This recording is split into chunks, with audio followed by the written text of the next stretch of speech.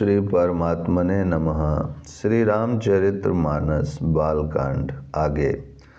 लोक और वेद में भी अच्छे स्वामी की यही रीति प्रसिद्ध है कि वह विनय सुनते ही प्रेम को पहचान लेता है। अमीर गरीब, गंवार नगर निवासी, पंडित मूर्ख, बदनाम यशस्वी, सुकवि कुकवि, सभी नर नारी अपनी अपनी बुद्धि के अनुसार राजा की सराहना करते हैं और साधु बुद्धिमान सुशील ईश्वर के अंश से उत्पन्न कृपालु राजा सबकी सुनकर और उनकी वाणी, भक्ति, विनय और चाल को पहचान कर सुंदर मीठी वाणी से सबका यथा योग सम्मान करते हैं।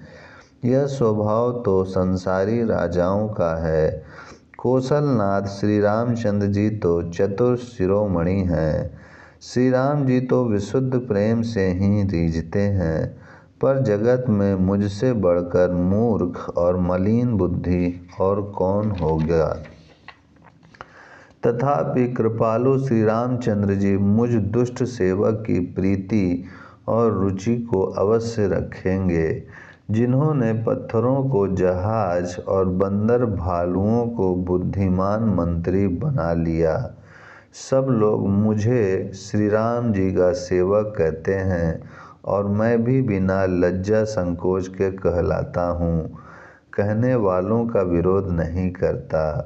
कृपालु श्री राम जी इस निंदा को सहते हैं कि श्री सीतानाथ जी जैसे स्वामी का तुलसीदास सा सेवक है। यह मेरी बहुत बड़ी ढिठाई और दोष है। मेरे पाप को सुनकर नरक ने भी नाक सिकोड़ ली है, अर्थात नरक में भी मेरे लिए ठौर नहीं है। यही समझकर मुझे अपने ही कल्पित डर से डर हो रहा है, किंतु भगवान श्री रामचंद्र जी ने तो स्वप्न में भी इस पर, मेरे इस ढिठाई और दोष पर ध्यान नहीं दिया। वरम मेरे प्रभु श्री रामचंद्र जी ने तो इस बात को सुनकर, देखकर और अपने सुचित रूपी चक्षु से निरीक्षण कर मेरी भक्ति और बुद्धि की उल्टे सराहना की, क्योंकि कहने में चाहे बिगड़ जाए, अर्थात मैं चाहे अपने को भगवान का सेवक कहता कहलाता रहूं, परंतु हृदय में अच्छापन होना चाहिए।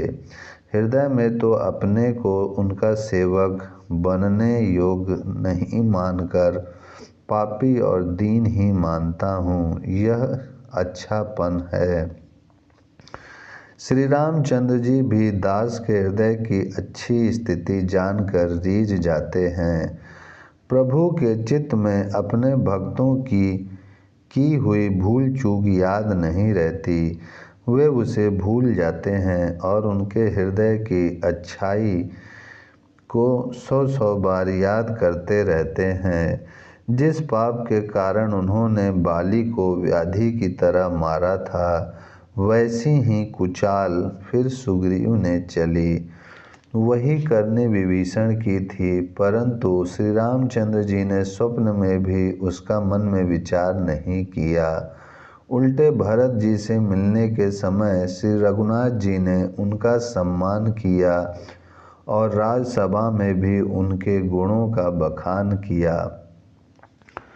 प्रभु श्री रामचंद्र जी तो वृक्ष के नीचे और बंदर डाली पर, अर्थात कहाँ मर्यादा पुरुषोत्तम सच्चिदानंद घन परमात्मा श्री राम जी और कहाँ पेड़ों की शाखाओं पर कूदने वाले बंदर, परंतु ऐसे बंदरों को भी उन्होंने अपने समान बना लिया। तुलसीदास जी कहते हैं कि श्री रामचंद्र जी सरीखे शील निधान स्वामी कहीं भी नहीं है। हे श्री राम जी, आपकी अच्छाई से सभी का भला है, अर्थात आपका कल्याणमय स्वभाव सभी का कल्याण करने वाला है। यदि यह बात सच है तो तुलसीदास का भी सदा कल्याण ही होगा। इस प्रकार अपने गुण दोषों को कहकर और सबको फिर सिर नवाकर मैं श्री रघुनाथ जी का निर्मल यश वर्णन करता हूँ, जिसके सुनने से कलयुग के पाप नष्ट हो जाते हैं। मुनि याज्ञवल्क्य जी ने जो सुहावनी कथा मुनि श्रेष्ठ भारद्वाज जी को सुनाई थी, उसी संवाद को मैं बखान कर कहूँगा। सब सज्जन सुख का अनुभव करते हुए उसे सुने। शिव जी ने पहले इस सुहावने चरित्र को रचा, फिर कृपा करके पार्वती जी को सुनाया। वही चरित्र शिव जी ने काकभुसुंड जी को राम भक्त और अधिकारी पहचान कर दिया। उन काकभुसुंड जी से फिर याज्ञवल्क्य जी ने पाया और उन्होंने फिर उसे भारद्वाज जी को गाकर सुनाया। वे दोनों वक्ता और श्रोता याज्ञवल्क्य और भारद्वाज समान शील वाले और समदर्शी हैं और श्री हरि की लीला को जानते हैं। वे अपने ज्ञान से तीनों कालों की बातों को हथेली पर रखे हुए आंवले के समान प्रत्यक्ष जानते हैं। और भी जो सुजान भगवान की लीलाओं का रहस्य जानने वाले हैं, हरि भक्त हैं, वे इस चरित्र को नाना प्रकार से कहते, सुनते और समझते हैं। फिर वही कथा मैंने वराह क्षेत्र में अपने गुरु जी से सुनी, परंतु उस समय मैं लड़कपन के कारण बहुत बेसमझ था, इससे उसको उस प्रकार अच्छी तरह समझा नहीं।